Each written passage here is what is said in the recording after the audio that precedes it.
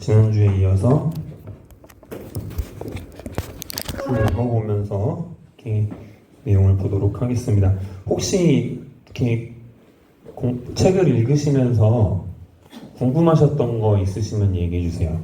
일단. 지금요? 네, 그러니까 뭐 표시해 놓은 게 있으시면은 그러니까 1권 중에서요. 1권 15장까지 아마 또 다시 읽어오신 분들도 계실 수도 있을 것 같긴 한데 혹시 책을 읽으면서 궁금하신 게 있었다, 잘 모르겠다, 이해가 안 된다.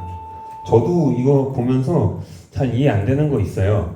그러니까 책을 그러면 이제 기독교 강요를 펼쳐가지고 어떤 부분 어떻게 설명했나 좀 살펴보고 그러는데, 이번 주에 나와 있는 내용 보니까 엉뚱한 한 사람 이름이 나와서 한 사람이 뭐 무슨 뭐라고 주장했는데 그거는 뭐 잘못된 주장이다 이런 얘기를 하는데 그 사람이 누군지를 몰라가지고 찾아보고 그랬어요. 네, 이제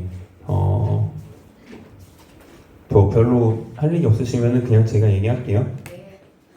16장부터 볼게요. 세상에서 멀리 떨어져 계시지 않고 섭리하고 간섭하시는 하나님. 네, 16장 내용입니다. 이제 요약은 이렇게 나와 있을 것 같아요. 하나님의 창조는 섭리를 통해 지금도 계속되고 있다. 창조하신 세상을 계속해서 돌보심이 섭리다. 그러니까 깔뱅이 가지고 있는 섭리의 개념이 좀 약간 독특한 게 뭐냐면요, 창조를 계속하는 거예요. 그러니까 섭리는 이제 이렇게 말하자면은 우리들의 입장에서는 이미 다 창조된 것을 가지고 이렇게 이끌어가고 막 그런 식으로 돼 있는데, 깔뱅이 입장에서 섭리는 계속되는 창조입니다. 그렇게 이해하는 것 같더라고요. 창조를 지금 계속 하고 있는 거예요. 그래서 창조하신 세상을 계속해서 돌보시는 것도 끊임없이 창조하고 있는 거예요. 그렇게 보여지는 것 같아요. 자, 세상 모든 일의 일차적인 원인은 섭리이며 우연이란 존재하지 않는다. 그러니까 하나님께서 지금도 창조하고 계신 거죠. 태양이 있기 전 빛이 먼저 있었다. 지금 이 창세기 1장에 대한 내용을 말하고 있는 건데요.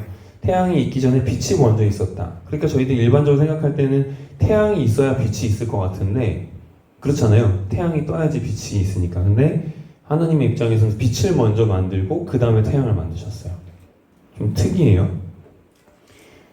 태양은 2차적인 원인이고 1차적인 원인은 하나님이시라는 걸 말하고 있는 거예요.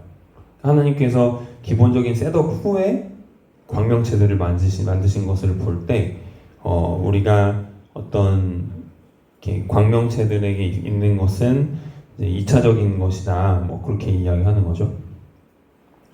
자, 하나님은 정해놓은 규칙대로 세상이 잘 돌아가는지 관찰만 하시는 분이 아니다. 여기서 관찰하시는 분이라고 생각하는 게 이제 이신론이라는 겁니다. 이신론은 뭐냐면 하나님은 아주 이성적인 분이셔서 세상의 어떤 섭리라는 개념을 그렇게 이해하는 거예요. 그러니까 우리가 받아들이는 섭리는, 개신교인들이 받아들이는 섭리는 중간중간에 개입하시는 거예요. 어떤 자연의 자연 질서나 이런 것들 때론 역행하기도 하세요. 예컨대 해가 중천에 떠 있는 그 여호수아서였나? 거기 보면 해가 멈춰 있는 일들이 발생하잖아요. 그런 어떤 자연 질서를 거스르면서까지 세상에 개입하시는 분을 하나님이라고 믿는데, 이신론자들은 어떻게 믿냐면 다 셋업해놓고 가만히 한 발 뒷걸음은 뒤에 한 발 뒤에 서서 그냥 관찰만 하고 있다라는 거예요. 이신론. 그러니까 이자가 이치의 이자를 쓰는 겁니다. 그래서 신은 자연 질서다, 거의 자연 질서에 가깝다라고 보는 게 이신론입니다.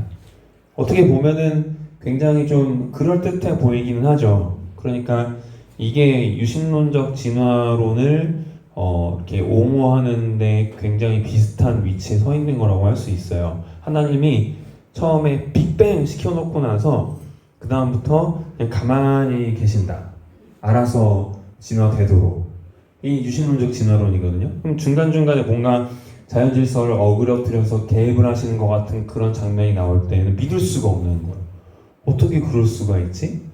그런 생각을 하게 되는 거죠. 근데 성경이 말하는 하나님의 개입은 이제 그런 게 아니라는 거예요. 성경이 말한 하나님의 개입은 이제 이런 자연 질서를 때로는 이렇게 어그러뜨리기도 하시면서 개입하시는 거죠. 그리고 하나님이 새롭게 그때마다 창조에 들어오시는 거고. 자, 그래서 하나님이 개입하신다는 것에 대해서 우리가 의심을 하지 않아야 됩니다. 섭리하시는 분이시라는 거. 성경이 나와 있는 대로의 내용이 그런 내용이에요. 자, 모든 사건의 진정한 원인은 사람에게 감추어져 있다. 우리가 모든 원인을 다 알 수는 없지만 만약에 거기에 대해서 우연이나 운명을 말하는 것은 그 일의 배후에 뭔가 다른 이유가 있고 하나님이 계시지 않다고 주장하는 태도에 불과하다. 이거 이해되십니까? 여러분, 우리가 혹시 운명이 있다고 믿으세요? 운명하고 섭리는 다른 거예요. 운명에는 하나님이 없어요. 우연과 운명은 비슷한 거거든요. 근데 이렇게 섭리는 하나님의 존재를 인정하는 것이고요. 운명은 그 뒤에 하나님이 있는지 없는지 상관 안 하겠다는 태도예요. 이제 모든 것들이 다 운명으로 되어져 있다. 뭐 그렇게 이야기하는 경우에 그것은 마치 하나님이 계시지 않는 것처럼 말하고 싶은 겁니다. 그래서 섭리를 믿는 사람은 미신을 두려워하지 않는다. 이제 이 종교개혁기 시대 당시가 미신이 엄청나던 시기였다는 걸 일단 기억하시고요. 그때 말씀드렸던 것처럼 이렇게 뭐 예배를 드릴 때에 라틴어로 예배를 드려서 다 떠들어대는 듯한 뭐 그런 알아들을 수 없는 예배에다가 그래서 설교의 질도 아주 떨어졌어요. 그때는. 왜냐하면 그 사제들이 제대로 공부를 안 했거든요. 그리고 이쪽에 이제 뭐 지난번에도 말씀드렸던 것처럼 각자 믿는 신들이 있고 뭔가 성인들이 있고 추앙한 성인들이 있고 그런 어떤 미신들이 있는데 이제 뭔가 무서운 일들이 생기면은 혹시 내가 이 성인을 화나게 만들었나? 혹시 내가 뭐 하나님을 화나게 만들었나? 이런 생각을 한단 말이에요. 물론 하나님께서 우리가 하나님의 명령을 어기거나 그럴 때에 하나님께서 우리에게 진노하시는 분이시기는 하죠. 하지만 우리를 사랑하신 하나님이시라는 걸 또 동시에 믿잖아요. 미신을 믿는 사람은 내가 뭘 해서 뭐 어떻게 됐나? 뭘 저래서 내가 좀 돈을 많이 못 벌었나? 이거 막 그런 식으로 생각하는 그런 미신들을 섭리를 믿는 사람은 두려워하지 않습니다. 섭리를 믿는 사람은 하나님을 믿기 때문에 하나님은 좋으신 분이신 걸 알기 때문에 그래서 우리 가운데 있는 어떤 일들이 벌어질 때에도 믿을 수 있는 거예요.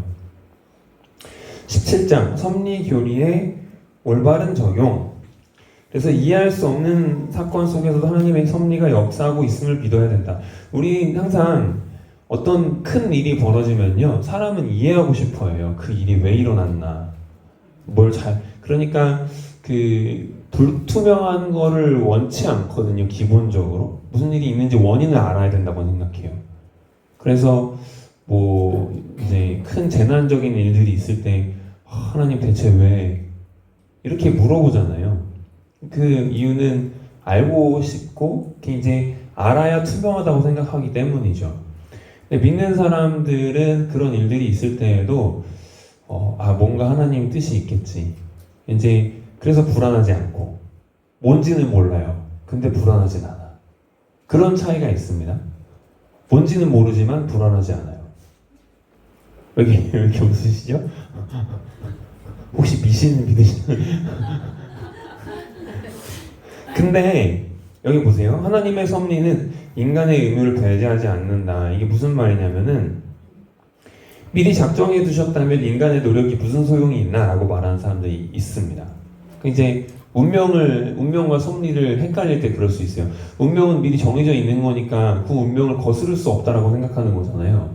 아무리 뭐 다른 방향으로 운명을 거슬러서 뭐 내가 저 남자를 만나지 않으려고 그랬는데 뭐 이제 뭐 예를 들면은 여기서 이렇게 뚝뚝뚝거리지 마시고 이제 예컨대 뭐 그런 일이 있다고 치면은 이제 이렇게 아무리 노력해도 소용없으니 그냥 체념하자 이런 게 이제 운명이잖아요. 그냥 내 운명에 그냥 순복해야지 뭐 그런 게 운명인데 그러면은 뭘 노력할 필요가 없어지고 그래서 이제 아마도 옛날에는 이런 운명에 대한 이해들을 가지고 있는 것이 통치하기에 더 편했을 것 같아요. 통치자들이 그냥 이건 너가 지금 이런 그 낮은 사회적인 지위에 태어난 건 너의 운명이야, 받아들여.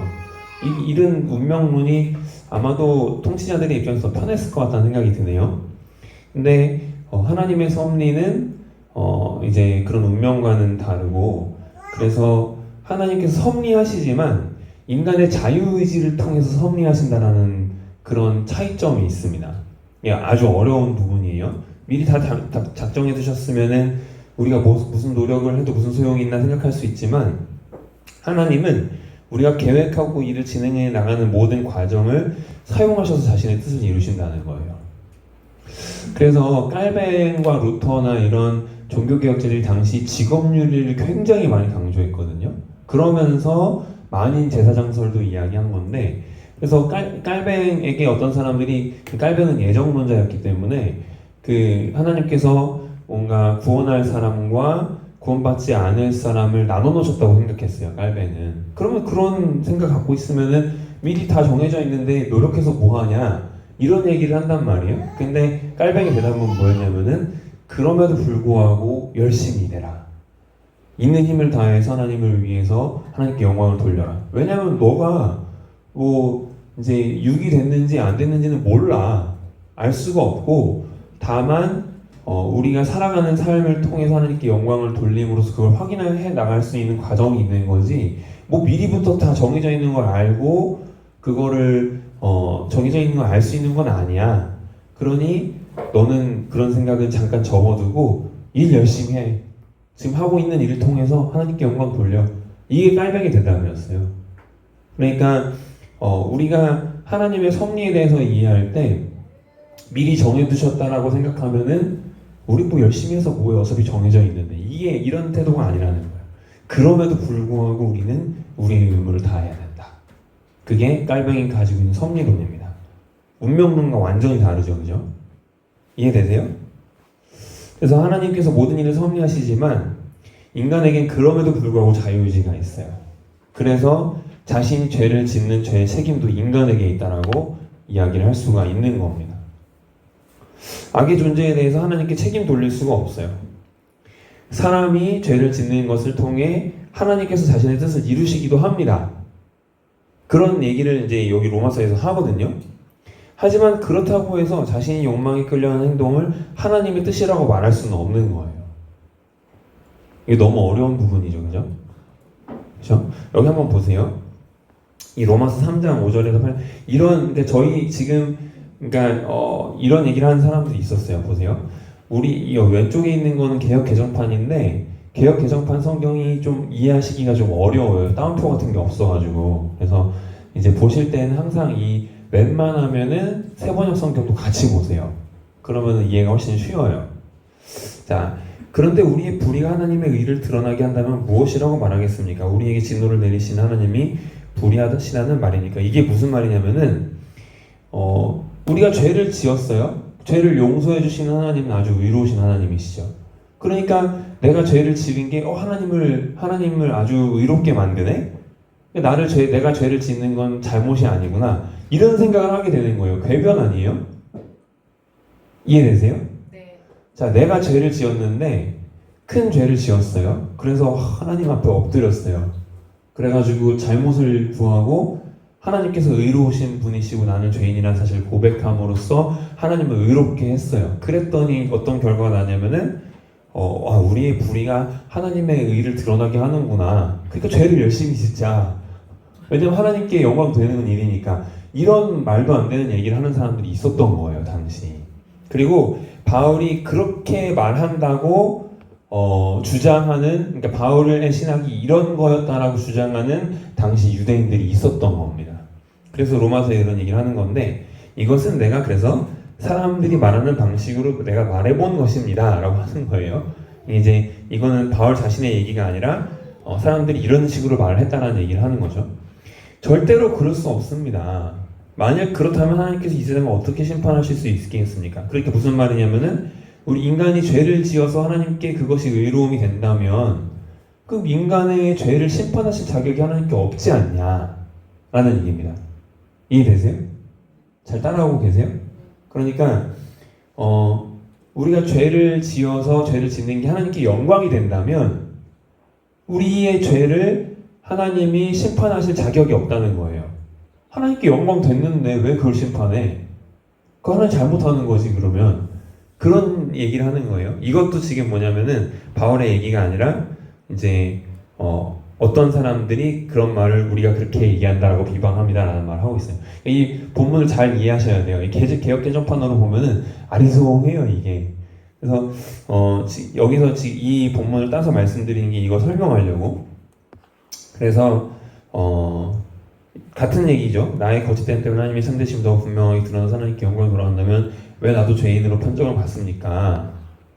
더욱이 좋은 일이 생기게 하기 위해 악한 일을 하자 그렇게 말할 수도 있지 않겠습니까? 라고 하는 우리가 어떤 사람들이 우리가 그런 말을 한다고 비방합니다. 그런 뜻이 아니라는 얘기죠. 그래서 만약 어떤 사람의 선행으로 도움을 입었다면 그를 하나님의 도구로 여기고 감사를 표해야 되고 나의 부주의함 때문에 어떤 사람이 피해를 입었다면 그것이 하나님의 섭리임을 인정하면서도 그 책임을 나에게 돌리고 그에게 정중히 사과해야 됩니다. 이제 또 하나님의 섭리를 잘 이해해야 된다는 거죠. 마치 그러니까 예를 들면은 이게 적절한 대답이 될 수 있을 자신은 없는데 세월호 사건 같은 큰 사건이 있을 때 어떤 사람들은 이건 하나님의 심판이다 그렇게 이야기하는 사람들이 있었어요. 근데 이제 그런 부분들이 틀리지 않을 수도 있어요. 맞을 수도 있어요. 그러니까 왜냐하면은 하나님의 섭리 모든 부분들이 하나님의 섭리 가운데 일어난다라고 생각할 때 그것이 우리에게 어떤 던져주는 메시지가 있을 수도 있어요. 근데 그러면서 거기에 대해서 그럼 예를 들어서 그런 일들을 만든 그런 선장님이라든지 그런 책임자들이 벌을 회피할 수는 없는 거잖아요. 그렇다고 해도 그렇죠? 오히려 미궁의 빠트였나? 이해가 될 법한 거를 오히려 더 이해를 못하게 만들었나? 아무튼 우리들에게 벌어지는 이런 이제 이해하고 싶은 일들을 만날 때 그럴 때 이런 섭리론을 잘 생각해 보세요. 그러니까 하나님 탓으로 돌리고 싶은 생각이 자꾸 있어요. 우리에게는. 그리고 또 이렇게 어떤 큰 문제가 있을 때 그거를 우리의 책임으로 돌리기보다는 자꾸 뭔가 딴 데서 그 책임 소지를 찾고 싶은 생각들이 자꾸 있다고요. 그런 식으로 반응하지 않도록 항상 입술을 조심하고 그리고 내가 왜 하나님의 이름을 끌어들일 때는 내가 무슨 마음으로 하나님의 이름을 이거 하나님의 뜻이야라고 말할 때 무슨 마음으로 그걸 말하는지 항상 조심해야 돼요. 그게 큰일 날 일이에요, 진짜. 어떤 사람은 그런 얘기 듣고 실족하잖아요. 자, 그래서 하나님의 섭리를 이해하는 것이 행복으로 하는 지름길이다. 이건 제가 적어놓은 것 같아요. 제가 적어놨어요. 많은 일들에 대해서 지나친 후회와 자괴감을 가지지 않을 수도 있어요. 잘못한 게 많죠.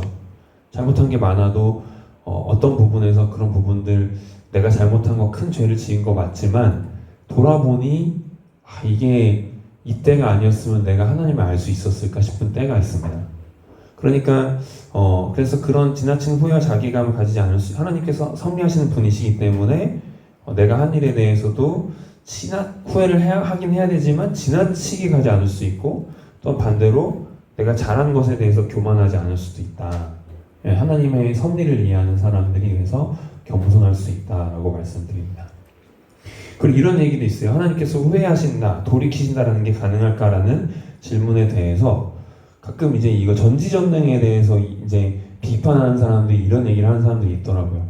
하나님이 다 알고 계시면 못하러 이제 후회할 일을 왜 만들어? 이런 얘기를 하는 사람들이 있었어요. 왜 정하신 것을 왜 하나님 자신이 돌이키고 후회하시는가? 이 돌이키시고 후회하시는 것에 대해서 이것이 깔뱅의 표현은 뭐냐면 진짜로 하나님이 막 돌이키시고 후회하시고 이런 게 아니라 하나님의 행동을 이해할 수 없는 하나님의 행동을 인간이 이해할 수 있도록 도와준 표현일 뿐이다 라고 이야기를 해요. 실제로 하나님은 미리 다 정해도 예를 들면은 이제 그 요나를 통해서 그 니느웨를 심판하러 보내셨을 때 심판하겠다라고 해서 보냈는데 갔더니 마음을 돌이키셨어요. 그거는 하나님의 뜻이 변한 거예요? 아니에요. 물론 겉으로 드러나는 표현은 이제 심판을 안 하시기로 결정하신 거지만 거기에 있는 하나님의 뜻은 뭐였냐면은 이 백성이 돌이키기를 원하는 마음. 그런 부분에서 하나님께서 자신의 뜻을 돌이키신 적이 없는 거예요. 돌이켰으니까. 그러니까 심판을 받지 않는 거고요. 다만 이제 그래서 우리가 하나님께서는 후회가 없으신 분이시다라는 걸 그런 식으로 이해하셔야 되는 거예요. 자, 만약 이건 얘기했고요. 자, 이제 18장 마지막 장이죠. 그래서 사탄과 악인들까지도 섭리의 도구를 하나님께서 사용하신다. 이게 아주 이해하기가 이제 뭐 쉽지 않은 일인데 모든 일은 하나님의 섭리를 벗어나는 일이 없다. 사탄은 하나님과 관련 없다고 말하면 그것은 하나님의 전능하심을 훼손한다. 옛날에는 이런 그 악의 무리들에 대해서 악의 존재에 대해서 하나님과 관련 없이 하려고 하는 생각들도 있기는 있었습니다. 왜냐하면은 기본적으로 잘 이해가 안 되는 거예요. 어떻게 선하신 하나님이 악한 일을 방조하시는 그런 악의 무리와 함께 뭔가 동역을 한다는 생각이 들 수가 있겠어요. 그럴 수 없을 거 아니에요. 그래서 이 악한 것과 선한 것을 너무 이분법적으로 구별해 버린 나머지 사탄은 하나님과 관계없다. 그렇게 이제 생각하는 무리들이 옛날 2000년 전 이단들 중에 있었어요. 근데 그게 아니라 사탄마저도 하나님의 전능하신 손아귀 안에 있다. 저희들을 믿는 거는 그렇습니다. 자, 누구든지 악을 행할 수는 있으나 하나님이 정하신 한계 안에서만 그렇다는 점에서 사탄도 이제 하나님의 손아귀 안에 있다라고 말씀할 수가 있어요. 이거 지난번에 말씀드렸죠? 누가 질문하셔도 대답하다가 그랬나? 뜻과 계명을 혼동하지 말라고. 여기서 다윗의 아들 압살롬이 아버지 후궁들을 간음한 사건은 밧세바와 간음한 다윗을 벌하고자 하는 하나님의 뜻이지만 하나님이 압살롬으로 하여금 간음하지 말라는 계명을 어기라고 명령하신 것은 아니었다. 이런 부분들 우리의 삶에서도 이런 일들이 일어납니다. 그렇죠? 그러니까 이렇게 하나님의 뜻 관점에서 보면은 이렇게 우리의 어떤 죄를 짓고 하는 부분들이 큰 하나님의 뜻 관점에서 보면은 이제 시간이 지났을 때 그때 내가 그 죄를 저질러서 큰 후회를 했는데 참 감사하다. 지금 이제 그때 그런 일이 없었다면은 지금 어땠을까? 이런 이제 생각들을 통해서 봤을 때 섭리 개념에서 그런 나의 죄도 하나님의 섭리 안에서 이해할 수가 있지만 그렇다고 해서 그것이 섭리 안에 있다고 해서 내 죄가 정당화되는 건 아니라는 얘기예요. 이거를 구분하셔라. 그런 얘기를 드립니다. 이 얘기가 또 나와요. 이제 오늘 2장부터 나온 이권에서 또 비슷한 얘기가 또 나오기 시작하더라고요. 그래서 같이 보시도록 하겠습니다. 기도를 안 하고 시작했네, 생각해보니까. 이제 일단은 마음속으로 기도하시고 이제 2장은 이제 창조주이신 저희가 1장을 생각해 보시면은 창조하신 하나님으로부터 시작해서 섭리로 넘어왔어요. 그래서 창조하신 하나님은 끊임없이 창조하시면서 또 섭리하시는데 그런 창조주를 아는 하나님을 아는 지식이 이제 왜곡되어 있다라는 말씀도 드렸던 것 같습니다. 기억하십니까? 우리들이 하나님을 아는 지식은 항상 왜곡되어 있어요. 우리는 왜냐하면은 받아들이고 싶은 대로만 받아들이거든요. 그리고 터널 시야가 있고 그리고 우리가 경험한 것 이상의 경험에 대해서 이야기를 힘들어해요. 뭐 예컨대 저는 지금도 잘 이해가 안 되는 게 제가 초등학교 6학년 때 선교 여행에 가서 실제로 저희 눈앞에서 귀신 들린 사람을 봤어요. 그러니까 이제 그 YM에서 그 YWAM 예수전도단 킹스키즈라는 데에서 엄마가 너 가서 정신 좀 차리고 오라고 이제 거기 선교 여행을 비싼 돈을 들여가지고 보내주셨는데 거기 가가지고 제 눈앞에서 분명히 귀신 들린 사람 봤거든요. 저희 같이 있던 사람 중 한 사람이 귀신 들렸어요 그때. 그래서 근데도 지금 이제 한참이 지난 지금 그때 내가 봤던 게 정말이었나 이런 생각을 할 때가 있어요. 왜냐하면은 이제 이렇게 저희들이 쌓아온 경험들 그 일 이후로는 뭐 귀신 들린 사람 별로 본 적도 없고, 그래서 경험들이 쌓이면 쌓일수록 지나온 어떤 우리의 경험의 바운더리 안에 있지 않은 것에 대해서 믿을 수가 없다라고 생각하는 경향이 많은 것 같아요. 그러다 보니까 하나님에 대한 것도 우리의 경험의 바운더리 밖에 있는 하나님은 이해하려고 하거나 받아들이려고 하지 않아요. 인간이 가진 어떤 경험에 한계가 있다는 사실을 인정하지 않으면 그렇게 되는 거예요. 그래서 우리가 하나님을 아는 지식에 있어서 우리가 자꾸 제한적으로 하나님을 보려고 하고 내 관점 안에 가두려고 하고, 성경에 나와 있는 내용 중에서 내가 경험한 적이 없으면 없는 일인 것처럼 치부하려고 하는 그런 경향이 인간에게 있어요. 네, 그런 관점에서 우리가 하나님을 보는 시각이 완전히 어그러져 있다라고 말씀드리는데, 우리로 하여금 바른 시각을 갖도록 우리 예수님께서 구속주로 내려오셨다라는 얘기를 이제 하기 시작하는 겁니다. 그러다 보니까 죄에 대해서 먼저 이야기할 수밖에 없어요. 보시면 제 1장 보시면 아담의 타락과 반역으로 온 인류가 저주받고 부패했다. 태초의 인간은 어땠냐면 하나님의 형상이었습니다. 그래서 선한 것이 열심을 내고 선한 것에 열심을 내는 사람이었고 또 영원한 것을 바라볼 수 있는 존재였는데, 근데 이제 이렇게 하나님을 대적하게 됐죠. 어떻게 보면은 되게 창세기가 생각보다 볼 때 되게 가볍게 그 부분을 다루는 것처럼 보이거든요. 그냥 물론 무서운 결과를 낳기는 했지만 이렇게 뭔가 그냥 한 전설같이 동화같이 그런 느낌이 들잖아요. 근데 그게 실제로 그래서 아담이 범죄한 것에 대해서도 그냥 선악과를 먹은 것에 대해서도 그냥 과일 먹은 건데 그게 무슨 큰 대수야 이렇게 생각하실 수도 있는데, 근데 이 범죄는 단순한 실수가 아니라 하나님을 대적하는 반역이었다라고 이 깔병이 그렇게 이야기를 합니다. 그러니까 이게 단순한 식욕이 아니다. 선악과를 금하신 것은 아담이 하나님께서 통치 아래 있다는 존재에 있다는 것을 알려주시고 시험하시기 위한 것이었다. 하나님의 말씀을 믿지 않고 하나님과 동등됨을 탐하는 지경에 이르렀다. 그러나 하나님의 말씀을 믿지 않고 하나님과 동등됨을 탐하는 지경에 이르렀다는 거죠. 왜냐하면은 이걸 먹을 때 이제 뱀이 와서 꼬드긴 내용이 무슨 내용이었어요? 이거 먹으면 하나님처럼 돼. 하나님처럼 눈이 밝아져. 그 얘기를 했던 거잖아요. 그 얘기를 듣고 먹었죠. 그래서 이 선악과를 원래 이제 그러니까 막 이런 생각을 하잖아요. 이 선악과 자체에 무슨 정말로 눈을 확 뜨게 하는 무슨 홍삼 먹는 것처럼 눈을 확 뜨게 하는 그런 어떤 좋은 약재가 있나 무슨 그런 생각을 하실 수 있잖아요. 근데 이제 그게 본질이 아니에요. 선악과가 무슨 화학물로 되어 있어서 먹으면 눈이 밝아지는 그런 본질이 아니고, 이걸 먹지 말라고 하신 하나님의 명령을 어기는데 그 어김의 본질이 하나님처럼 되고 싶었다라는 것에 있는 거예요. 자, 그래서 모든 사람이 아담으로부터 내려온 원죄에 감염되어 있다는 것은 인정하지 않을 수 없는 사실이다. 그리고 아담의 부패성이 그 후손에게 대물림되고 있다.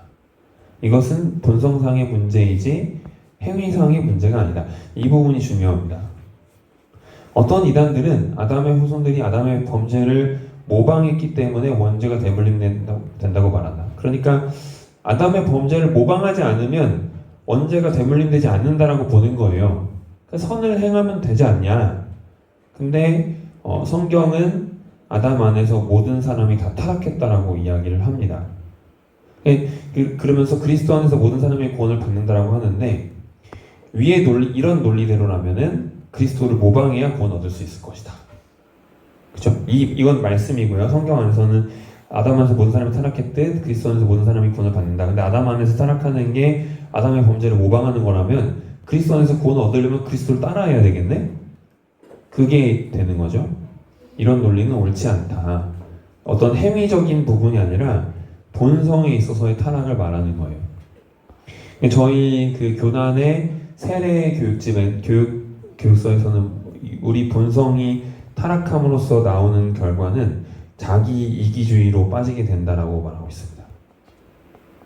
이기주의, 자기를 생각하고 자기가 높아지고 또 자기를 위해 살게 되는, 하나님의 영광을 위해 살지 않고 나를 위해 살게 되는 특징을 갖게 된다. 그게 원죄가 가지고 있는 특징이라고 말합니다. 자, 여기서 또 중요한 거는 하나님께서는 인간에게 타락한 본성을 주신 적이 없어요. 그냥 아담이 타락했다. 그렇게 이제 선을 긋습니다.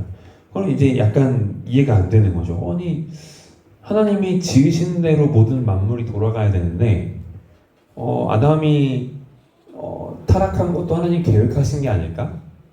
그러면 하나님 계획하셨으니 그 책임은 하나님이 져야 되는 거 아닐까? 물론 하나님 책임지시고 계시잖아요, 지금도. 근데 이제 잘못을 하나님이 하신 게 아닐까? 그런 식으로 왜 선악과를 굳이 거기다 놔둬가지고 그걸 먹게 만드냐고요, 왜. 이제 그걸 그렇게 한 건 하나님 탓이지 않을까 생각하지만 그렇게 말할 수는 없는 거죠. 왜냐하면 그리고 이런 식의 논쟁이 좀 저희들에게 있어서 별로 의미가 없어요.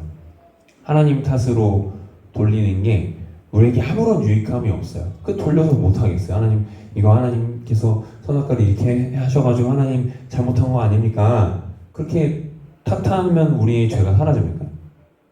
우리가 죄를 안 짓는 사람으로 바뀝니까? 그렇지 않거든요. 그런 논쟁, 무의미한 논쟁에 넘어가지 마십시오. 그런 논쟁 하시는 분들이 있어요. 근데 아무짝에도 쓸모가 없어요. 그게 우리의 인생을 바람직한 방향으로 바꿔주지 않아요. 그리고 우리에게 지금 놓여져 있는 상세한 문제들을 해결해주지 않아요. 그런 무의미한 논쟁이.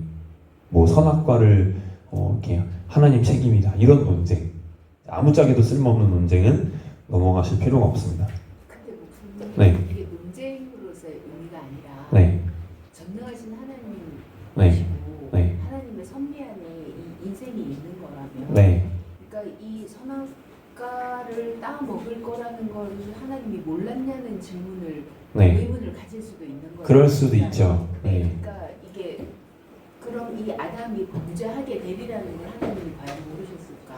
그리고 그렇죠. 아까 네. 말씀하신 것처럼 인간의 이 행위 자체로 범죄를 하게 되는데 네. 이 인간의 범죄 행위는 어쨌든 인간 자신이 책임을 져야 하는 부분인데 네. 하나님의 섭리하심은 있다고 말씀을 네. 하신 거잖아요. 네. 그러니까 그게 어떤 아까 사탄의 말씀하신 것도 네. 사탄도 하나님의 역사 가운데서 네. 네. 하나님이 허락을 하셔야 인간에게 네. 해낼 수 있는 거고 네. 그런 의미에서 본다면 네. 이걸 어떻게 해석을 해야 돼요? 그러니까요. 지금 그 얘기가 네. 아까 전에 이제 드렸던 얘기로 대답이 될 수 있을 것도 같은데 섭리에 대한 결국 이해잖아요. 네. 그러니까 섭리가 이제 이렇게 모든, 그러니까 이제 저희들이 생각하기에 하나님이 아담이 타락하지 않을 것이라고 생각하시지는 않았을 것 같아요. 그냥 전지하신 분이시니까 아마 아셨겠죠? 근데 이제 그리고 그러면은 거기에 대해서 하나님이 선악과를 거기다 놓은 것이 하나님 책임이다.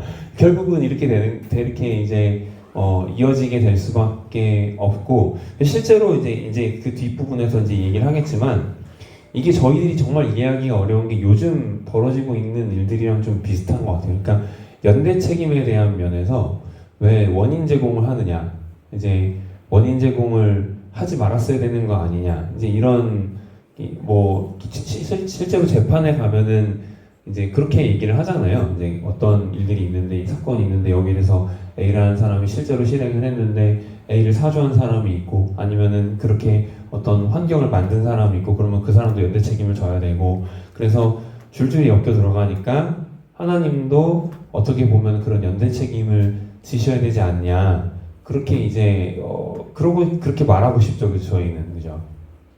저희는 그렇게 말하고 싶죠. 말하고 싶은 게 아니라 그게 이해가, 그러니까 하나님의 섭리라는 부분이 네. 그게 이 아담의 네. 죄를 짓는 행동이고. 그러니까 이게 저도 이게 제대로 설명을 못 하겠어요. 그러니까 하나님이 분명히 아셨을 텐데, 그죠? 아셨을 텐데 그거를 왜 먹게 하셨나? 거기에 대해서 저의 얘기가 아니라 깔뱅이의 얘기는 그런 거는 알 필요가 없다는 거예요.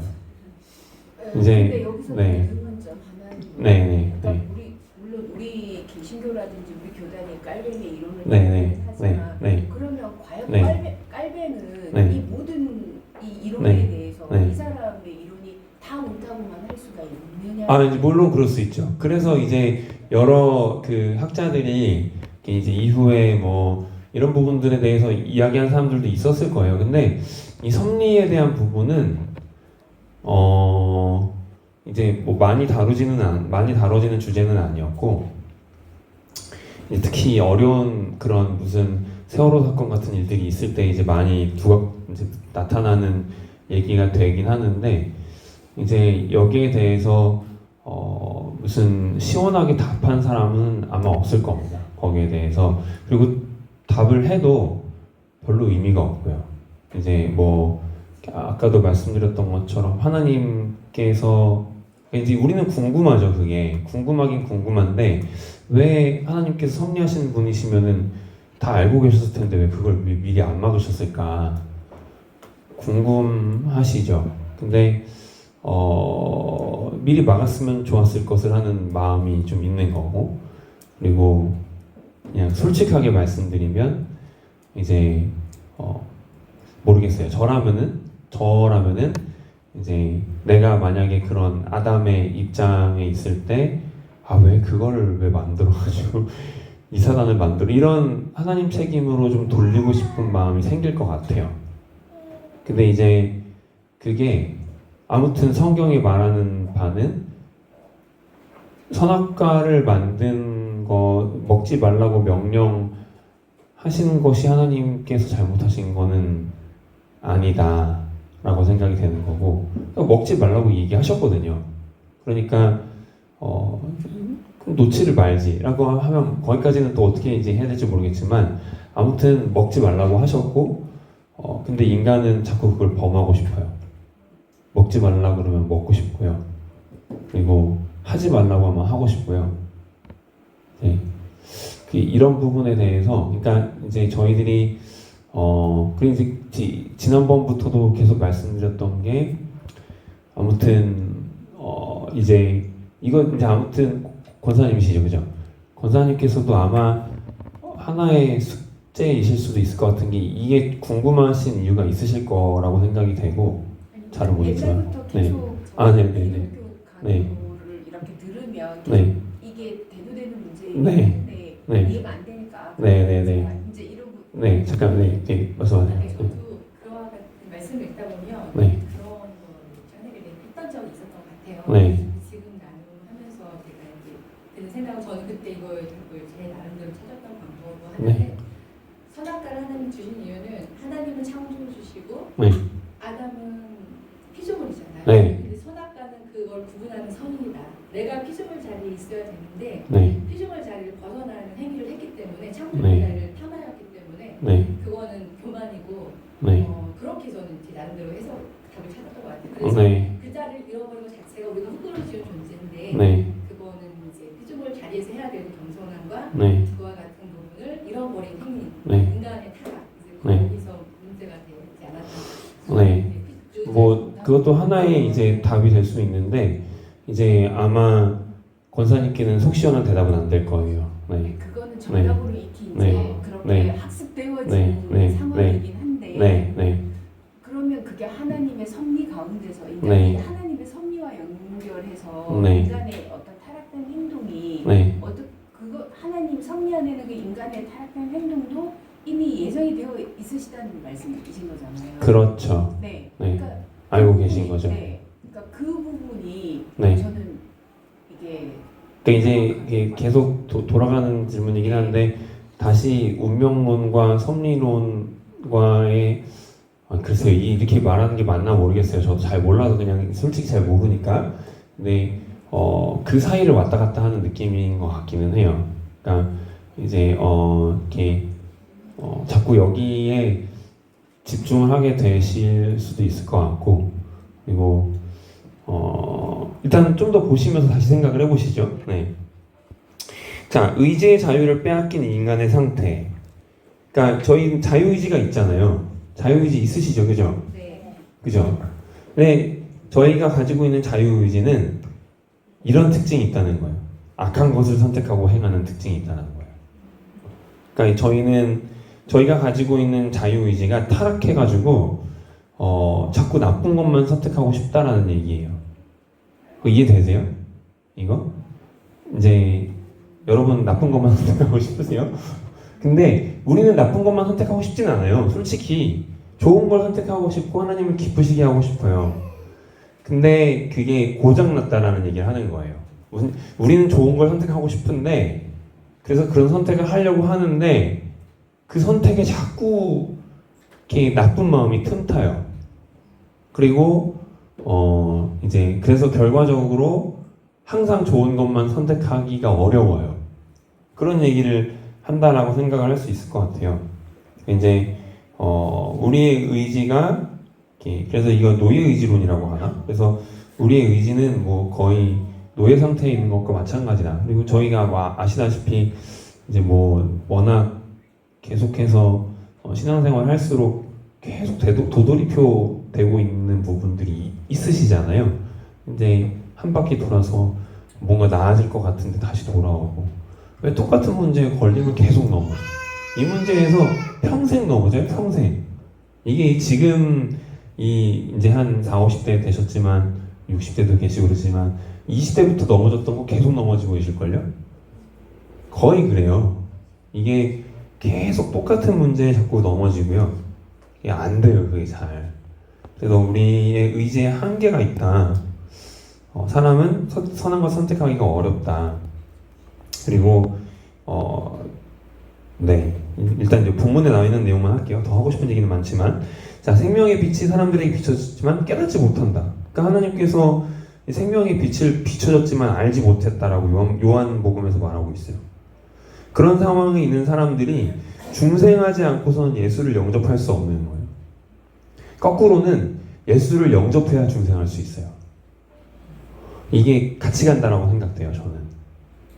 자, 베드로가 그리스도를 알아본 것은 하나님께서 알려주셨기 때문에 알게 된 거고, 그래서 이런 이렇게 의지의 자유가 빼앗기는 상태에 있는 인간이 하나님을 알 수 있는 방법은 누차 말씀드렸지만 하나님이 알려주실 때 알 수 있는 거예요. 계시하실 때, 내려오실 때 알게 되는 거죠. 그래서 성령의 능력으로 중생하기 전에는 아무도 영적인 진리를 깨달을 수 없다. 저도 성경에 대해서 말씀드렸죠. 성경을 백날 외워도 성령님께서 나로 하여금 내가 큰 죄인인 것을 알게 하시고 내가 얼마나 큰 한계가 있는지 눈물 쏙 빼놓고 잘못했습니다라는 얘기가 나오기 전까지는 이 하나님의 말씀을 제대로 알 수가 없는, 하나님을 제대로 알 수가 없는 거예요. 제가 되게 좋아하는 비유가 있는데, 하나님 나라는 맨눈으로는 볼 수 없어요. 하나님 나라는 눈물이 가득한 눈으로만 볼 수 있습니다. 그런 비유를 이제 저를 가르쳐 주신 선생님께서 그런 비유를 하셨는데 그 말이 딱 맞는 것 같아요. 우리가 회개하면서 돌이킬 때 하나님 나라를 볼 수 있지 그냥 맨눈으로는 알 수 없는 게 하나님 나라다. 그래서 성령으로 아니고서 누구든지 예수를 주시라 할 수 없느니라. 이 얘기도 되게 막 추상적인 얘기가 아닙니다. 성령을 통해서 우리가 거듭남을 경험하게 될 때, 즉 우리가 회개하고 돌이켜서 하나님 앞에 죄인임을 고백하고 그러면서 그리스도께서 나를 제발 살려주십시오. 그렇게 하게 될 때 예수를 주시라 할 수 있는 거라고 하는 거예요. 자, 아우구스티누스는 이렇게 말했습니다. 자연적 은사들은 죄로 말미암아 사람들에게서 부패하였고, 그러니까 여러 가지 일반적인 은사들은 부패하였고 초자연적인 은사들은 아예 없어져 버렸대요. 이 어거스틴이 말입니다. 영적 은사들은 흔적도 없이 사라졌으나 자연적 은사들은 다소간 남아 있어요. 그래서 일반인들이 살아갈 수 있는 어떤 달란트들, 그런 것들이 이제 자연적인 은사라고 할 수 있고, 어느 정도 선을 행하는 것은 가능하다. 그래서 사회를 이루고 법을 제정하고 의학을 발전시키고 할 수 있는 거다. 깔뱅이 그렇게 이야기를 합니다. 그러나 영적인 은사들은 완전히 사라져 버린다는 얘기죠. 죄인 상태가 되었을 때에는 하나님을 볼 수 있는 눈이 없어져 버리고 성경을 봐도 성경의 내용 속에서 영적인 진리를 우리 삶의 진짜 진리를 끌어낼 수 있는 능력이 없어져 버린 거죠. 우리 가정생활 할 때도 마찬가지예요. 가정생활 할 때에도 뭐 일상생활 할 때에도 이렇게 우리가 그러니까 이건 제대로 설명 못하겠네요. 자, 그러나 자연적인 은사도 성령과 무관하지 않다. 자연적 은사를 온전하게 하는 것은 성령의 능력이다. 자, 그러면 성령께서 신자 안에서만 거하신다는 게 무슨 말인가? 신자를 성전으로 세우시는 성령의 역사를 가리키는 말이다. 하지만 성령이 신자를 대상으로만 역사하신다는 것은 아니다. 이제 저희들이 신자 안에서만 성령께서 거하신다라고 보잖아요. 그렇게 고백하잖아요. 신자 안에 내주하시는 성령. 그거는 중생한 사람들 안에 거하시는, 그러니까 거듭난 사람들 안에 성령께서 거하셔서 이제 그 거듭난 사람을 인생을 하나님 앞으로 계속해서 끊임없이 견인해 가신다. 성도의 견인을 말하는데, 그래서 이제 성령께서 신자 안에 내주하신다 그렇게 말하거든요. 근데 그렇다고 해서 성령이 신자만을 대상으로 역사하실 수 있는 분이다라는 것은 아니라는 얘기입니다. 성령님은 불신자들에게도 역사하신다는 거예요. 이제 이 얘기를 하는 거는 이제 자연적인 은사에 대해서 말하기 위해서 이런 얘기 한 것 같아요. 깔뱅이 자연적인 은사가 사람들에게 있는데, 그러니까 이제 하나님께서 태초에 우리에게 주신 인간의 어떤 능력들 중에서 하나님의 형상을 닮은 인간에게 가지고 있는 능력들 중에서 많이 제한 지어졌는데 하나님을 알 수 있는 능력은 완전히 박탈됐고, 그리고 대부분의 능력은 일부는 남아있지만 그러나 그 역시 제한되어 있다. 그런 얘기를 하는 겁니다. 예를 들어서 우리가 알고 있는 지식, 또 육체적인 능력, 그런 것들에는 제한이 있죠. 그죠? 그리고 뭐 옛날에는 잘은 모르겠지만 아담 시대에는 날아다니기도 하지 않았을까요? 거기 그렇게 나와 있진 않지만 모르겠어요. 이제 그런 어떤 능력들이 지금은 제한됐다라는 얘기죠. 인간에게 있는 능력이 제한됐다. 제3장, 그래서 사람의 부패한 본성에는 저주받을 것밖에 나오지 않는다. 무서운 얘기네요. 타락한 인간은 하나님의 도우심이 없이는 조금도 선을 행할 수 없다. 조금도 선을 행할 수 없다. 그렇게 말합니다. 카톨릭과 차이점이 있어요. 여기에서 카톨릭은 아니에요. 우린 선을 행할 수 있어요. 해야 되고요. 근데 개신교의 입장 관점에서는 그렇지 않아요. 할 수 없어요. 하나님께서 도와주시지 않고 하나님께서 인도해 주시지 않는 인간은 완전한 선한 일을 조금도 할 수 없다라고 봅니다. 그거 잘 이해 안 되시죠? 그죠? 왜 우리 선할 수도 있잖아요. 그죠? 근데 이렇게 이 부분에 대해서 일단은 마음이 심히 부패해 있다 이런 얘기를 하면서 말하는데, 다 보고 설명드릴게요. 하나님께서는 불신자들에게도 타락한 본성을 억제하는 은혜를 베푸신다. 불신자들도 물론 선한 마음을 어느 정도 가질 수는 있다. 하지만 그것은 하나님의 은혜로 그렇게 하신 것이지 본성이 선하기 때문이 아니다 라고 하는 거예요. 그리고 3번, 그러니까 저희가 예컨대 이제 이거는 제 교리 공부할 때도 들었던 예시이긴 한데, 저 이제 지난번에 한번 장례가 있을 때, 예전 교회에 있으면서 장례가 있을 때 이제 한 권사님이랑 옆자리에 앉았어요. 근데 그 권사님이 정말 열심히 교회 헌신 봉사하시는 분이세요. 예를 들면은 노숙인들 돌보는 사역이 지난번 교회에 있었어요. 그래서 실제로 노숙인 공동체가 우리 교회 안에 있었어요.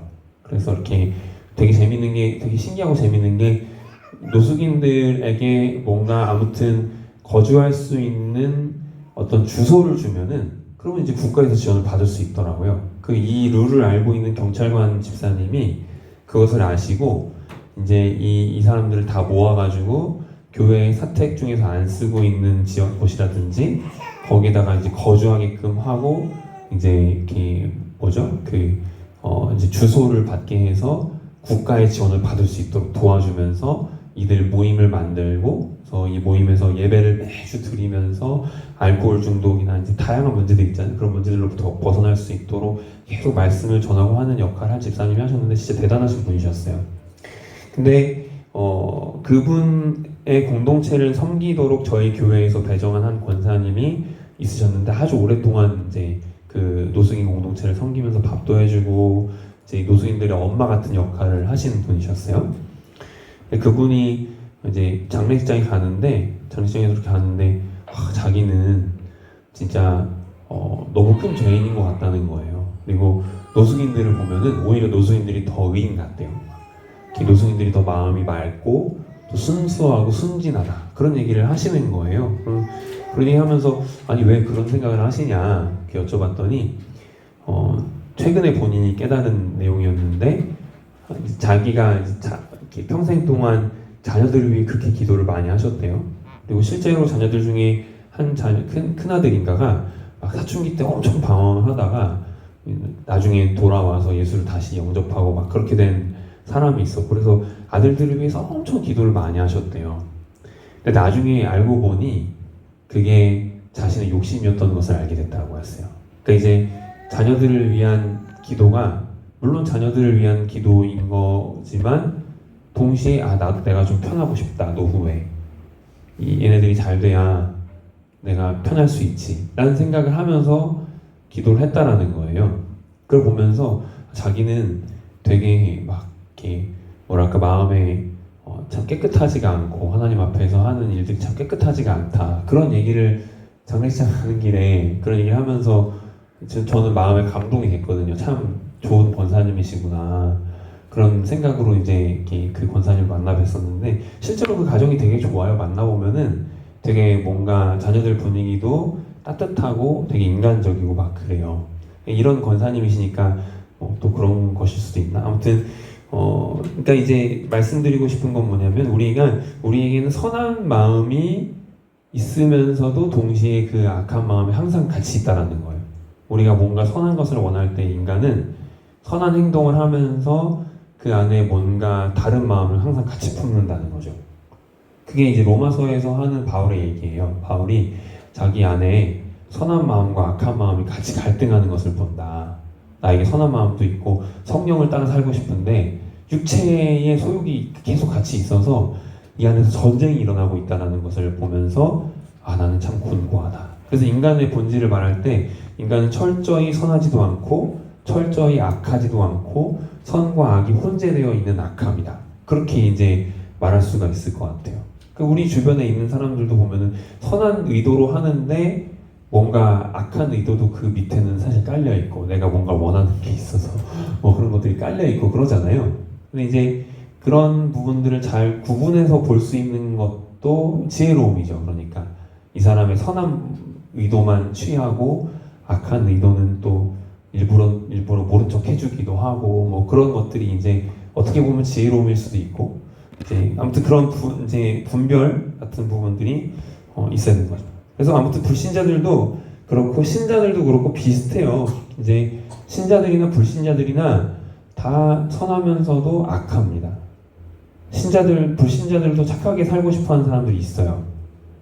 이제 어렸을 때 그렇게 교육을 받고 그래서 근데 이제 어느 정도 선한 마음을 가질 수 있다. 하지만 하나님께서 은혜로 그렇게 하신 것이지 원래 본성이 선하기 때문이 아니다. 이제 원래 본성, 인간의 본성, 즉 타락한 본성은 악을 향해 달려가게 되어 있다는 얘기를 합니다. 3번에 보시면 인간은 개선되어야 할 존재가 아니라 다시 태어나야 할 존재다. 계속 카톨릭과 생각해보세요. 카톨릭은 개선되는 거예요. 이제 전에 말씀드렸다시피 이런 공로가 차는 거라고 말씀드렸잖아요. 공로가 차서 일정 공로 이상 되면은 연옥에서 천국으로 가고, 그러니까 이제 뭔가 계속 선한 일들을 계속하면 내가 좀 착해지겠지, 좀 더 선해지겠지 이런 거지만 그런 존재가 아니라는 거죠. 선한 일 계속해도 못 말라요. 내가 이렇게 사는 게 맞나 싶고요. 그리고 그렇게 사는데도 불구하고 외롭고 고독하고 그래서 하나님께서 새 영과 새 마음을 주셔서 인간의 본성을 완전히 변화시키셔야 된다. 그렇게 이야기를 합니다. 그래서 인간은 다시 태어나야 된다는 거예요. 중생해야 된다는 거예요. 이거 아니고서는 답이 없다는 거예요. 왜냐하면 인간은 악하기 때문에. 그래서 최초의 회심도 하나님의 은혜고 그 이후의 선행도 하나님의 은혜다. 그런 얘기를 요한복음에서 했는데 나를 떠나서는 너희가 아무것도 할 수 없음이라. 그러니까 이제 한번 회심한 다음에 끝나는 게 아니라 그 이후에도 하나님, 예수님 안에 계속 있어야 된다는 얘기인 거죠. 그래야지 우리가 뭔가를 할 수 있는 거죠. 아무것도 할 수 없는 존재이지만 뭔가를 할 수 있는 거죠. 그렇게 해야만이. 그리고 너희 안에서 행하시는 하나님이시니 하나님께서 우리에게 소원을 두고 행하게 하신다. 그러니까 이후의 선행도 하나님께서 우리에게 소원을 주셔서 그걸 하게 되는 거예요. 뭔가 목사들도 똑같죠. 그러니까 저희들이 뭐 무슨 큰 원대한 뜻이 있어가지고 목회를 하는 거겠어요. 이제 뭐 물론 그런 분들도 있다라고 생각은 되지만 뭐 함부로 얘기할 수는 없지만 저는 그렇게 생각해요. 저희들도 겨우겨우 그냥 하는 거예요. 겨우겨우 뭐 이제 이렇게 모르겠어요. 막 원대한 꿈을 얘기하시고 그런 특별한 분들도 있을 수 있다고 생각해요. 네, 대체로는 이제 겨우겨우 하면서 조금씩 꿈을 꾸고 있어요. 조금씩. 그래도 이런 교회가 됐으면 좋겠다. 그리고 이런 세상이 되어야 되지 않을까. 그런 꿈을 가지고 하는 거죠. 자, 4장. 사람의 마음속에서 역사하시는 하나님. 죄인의 행위조차 하나님의 섭리 안에 있다. 어려운 말이 또 나왔어요. 그죠? 사람은 부패할 뿐만 아니라 이 세상에 믿지 않은 자들의 마음을 혼미하게 하고 불순종의 아들들 가운데서 역사한다고 하였다. 그러니까 사람은 마귀들의 영향력 아래에 있다라고 하는 거예요. 근데 마귀가 인간의 의지를 마음대로 조종할 만큼 무제한적인 권력이 있나? 그렇지는 않다. 왜냐면 마귀가 하나님의 손아귀 안에 있기 때문에. 그리고 어떻게, 근데 이게 이제 질문이, 이제 여기가 어려운 질문이 또는 이제 아까 했던 얘기랑 비슷한 얘기인 것 같기도 하고요. 그죠? 어떻게 사탄 하나님의 동력적으로 만들거나 하나님으로 악을 조장하시는 분으로 만들지 않으면서 이 일이 하나님과 사탄과 사람이 동시에 한 일이라고 볼 수 있을까? 그러니까 너무 어려운 얘기죠. 그죠? 같은 사건을 두고 하나님의 섭리가 있고 악한 마귀의 괴계가 있고 똑같은 사건 안에 그리고 사람이 가지고 있는 죄성이 있어요. 이게 이제 계속 설명하고 있잖아요. 이제 지난번에도 말씀드렸던 내용인데 똑같은 사건은 이거예요. 갈대아 사람들은 욥의 목자들을 죽이고 양떼를 약탈했다. 해석 1. 그들은 이 갈대아 사람들은 자신이 그 악한 의지에 이끌려서 그들을 죽이고 양떼를 악살한 거예요. 그렇죠? 해석 1. 실제로 그렇게 한 거죠. 해석 2. 하지만 성경은 하나님 사람들의 행동 이면에 사탄의 간섭이 있었다라고 말했다. 이거는 이제 두 번째 원인이 되는 거죠. 욥은 이 모든 일을 하시는 분이 하나님이시라고 말한다. 이제 보면은 해석상 이제 이거 다 하나님께서 걷어가셨다. 주신 분도 하나님이시고 걷어가신 분도 하나님이시. 그러니까 이거 다 걷어가신 분 하나님이시구나라고 이야기는 똑같은 사건인데 이렇게 세 가지 다른 그런 해석을 했어요. 그죠? 이 모든 일이 하나님의 섭리 안에 일어난 일이라면 하나님이 죄의 조성자이신가? 죄를 만드신 분이신가? 목적이 다르다. 하나님은 욥의 연단을 위해 이 일을 하셨다라고 해요. 근데 사탄은 욥을 망하게 하기 위해서 이 일을 벌렸어요. 갈대아인들은 자신의 욕심을 채우기 위해 이 일을 벌렸어요. 서로 간의 목적이 달라요. 현대인의 개념으로는 이해하기가 어렵기는 하다. 이거 제가 써놓은 거예요. 여기 제가 이렇게 쓰면서도 이거 현대인들은 이거 이해하기 쉽지는 않겠다.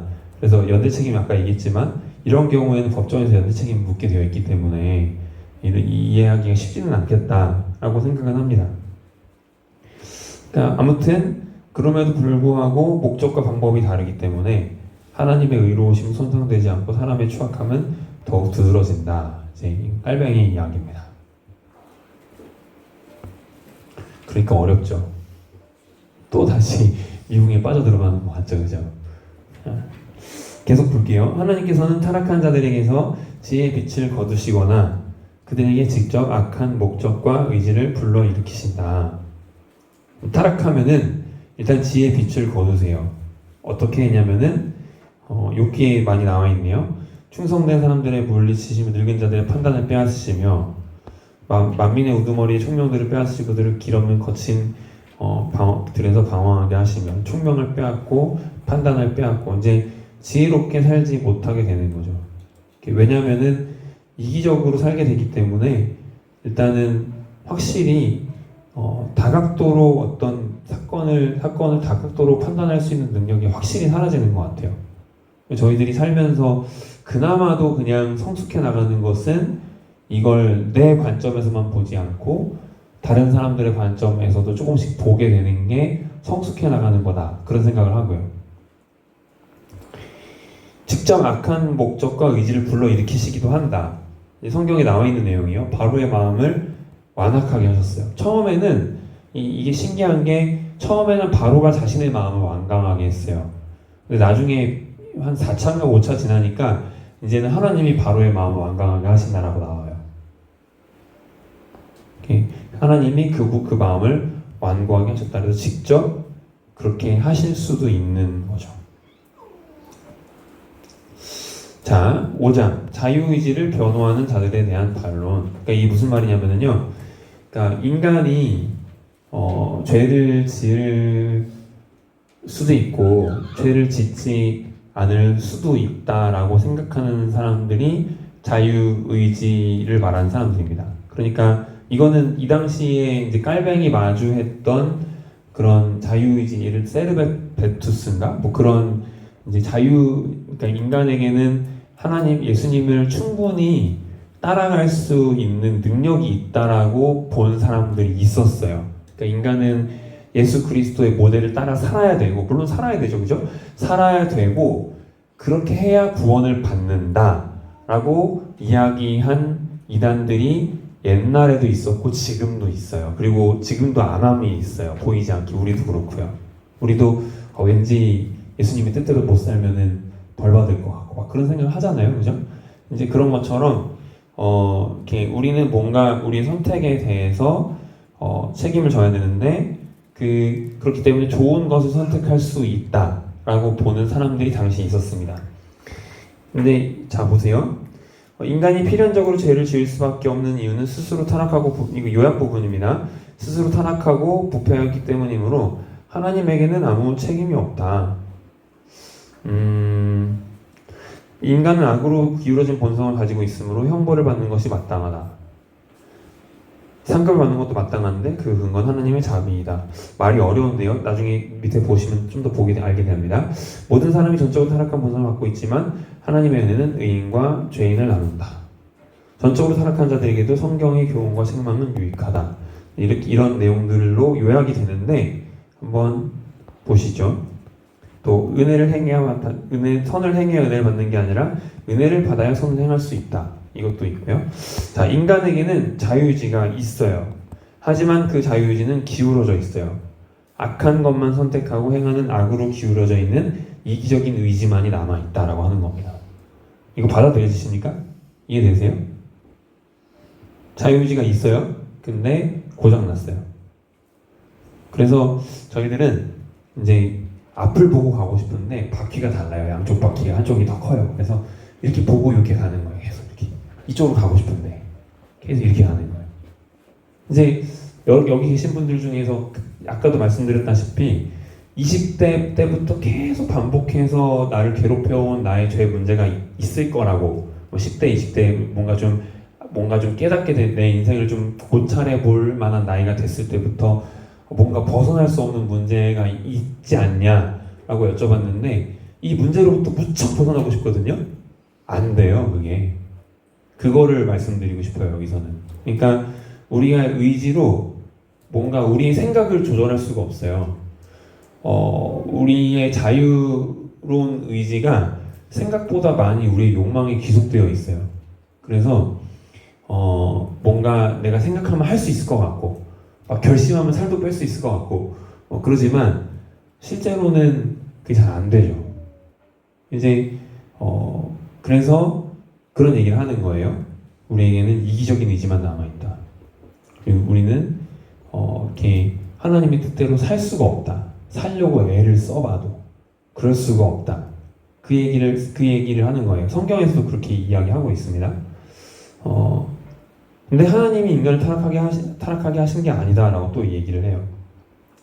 근데 이제 자유의지 옹호론자들은 뭐라고 이야기하냐면은 인간이 필연적으로 죄를 지을 수밖에 없다면 그건 죄라고 볼 수 없다. 그렇게 만들어 놓고 어떻게 이제 운명론이 되는 거죠, 여기서는. 그렇게 만들어 놓고 이렇게 해놓고 이걸 죄를 짓게 해놓고 나서 책임을 물을 수는 없지 않느냐, 그렇게 얘기를 하는 거예요. 근데 자유의지로 말미암아 선과 악을 행하는 것이 아니라면 상과 벌의 의미가 없다.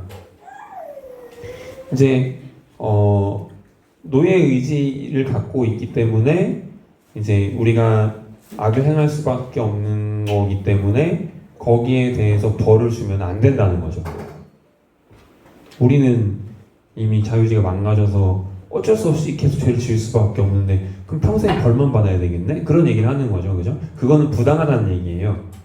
모든 사람이 전적으로 타락한 본성을 가지고 있다면 선한 사람과 악한 사람은 구분할 수 없다. 그렇죠. 모두가 다 악해요. 전적으로 타락하여 순종할 능력이 없다면 성경의 교훈이 불가능하다. 그러니까 순종할 능력이 있다고 보는 거예요. 지금 이 자유의지주의자들은 우리에게 순종할 능력이 있다. 순종을 그러니까 해야 되고 순종을 못하면은 그럼 지옥에 가는 거야. 순종을 해야 이제 은혜를 받고 그리고 이제 천국에 갈 수 있는 거. 그렇게 얘기를 하는 거예요. 근데 이제 계속 말하잖아요. 우리는 율법을 지킬 수 있는 능력이 없어요. 그리고 우리의 마음에 미운 마음이 생기지 않게 할 수가 없어요. 우리의 마음에 탐심이 생기지 않게 만들 수 없어요. 그냥 생기거든요. 그냥 생겨요. 그냥 뭐 지나가면서 갑자기 그냥 탐욕이 생기잖아요. 어디 뭐 보기만 해도 그냥 생기잖아요. 우리의 자유의지가 이런 탐욕에 귀속되어 있기 때문에 우리 자유의지는 사실 자유의지가 아닙니다. 자유롭지 않아요, 생각보다. 그리고 우리는 뭔가를 이제 저희 사회는 그렇죠. 사회에서는 뭔가 우리가 자꾸 선택하게 만들고 선택한다고 말하고 너는 자유롭다 말하지만 사회가 세팅해 놓은 그 값 안에서 선택하라고 해요. 욕망을 부추기면서 너는 선택할 수 있어. 생각대로 뭐 이러면서 너는 선택할 수 있어. 근데 이거 중에서 골라. 이거 다 먹음직해 보이지? 이거 중에서 골라. 그거예요, 그거. 우리가 갖고 있는 자유의지는 그 정도밖에 안 된다고. 우리가 힘을 내서 선을 행할 수 있다? 완벽하게 살 수 있다? 그럴 수 없다라는 게 성경의 얘기예요.